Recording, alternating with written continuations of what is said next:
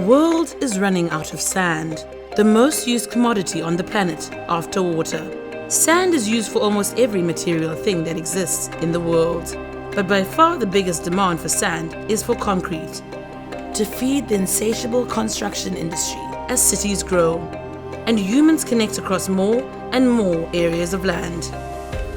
The demand for sand has led to one of the biggest criminal movements on the planet, as most sand is mined and trafficked through violent organized crime syndicates.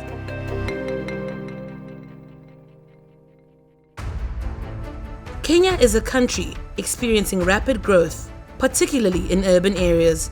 With it comes a massive demand for sand. The best building sand comes from riverbeds. It's very easy to get and cheap, but there's an insidious, devastating cost. Miners drive lorries into rivers to load sand, polluting with spilled oil and fumes. Too much sand loss destroys waterways over time. Birds and other water-dependent animals die or are forced to migrate. Vegetation dies. Land becomes bare and fallow, rendering it useless for subsistence farming. Homes and grazing areas are lost.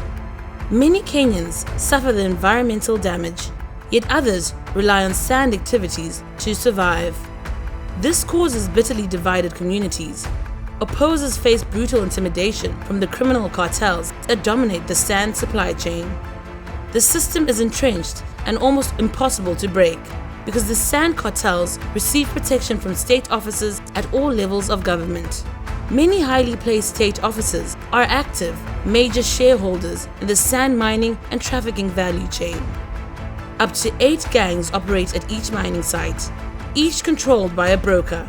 Many young village men are forced into gangs due to a lack of alternative opportunities. Young people, especially, believe that sand is a God-given resource meant to alleviate them from hopelessness by being a daily source of income.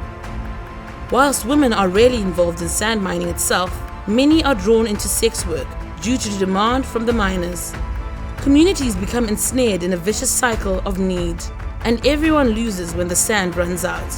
The situation is urgent and dangerous. But there is hope. Sand is a local resource. Responses must therefore start locally. In Kenya, the county of Makueni has managed to conserve sand, disrupt criminal cartels, and restore ecosystems. This framework involves communities and allows for legal, sustainable harvesting, a model that should inspire all counties to act before time, like the world's sand, runs out.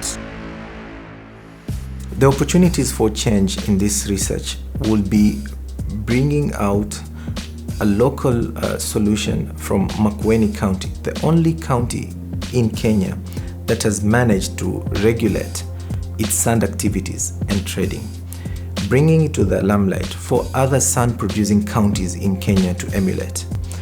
And also looking regionally in East Africa, where sand mining is rampant in other countries such as Uganda.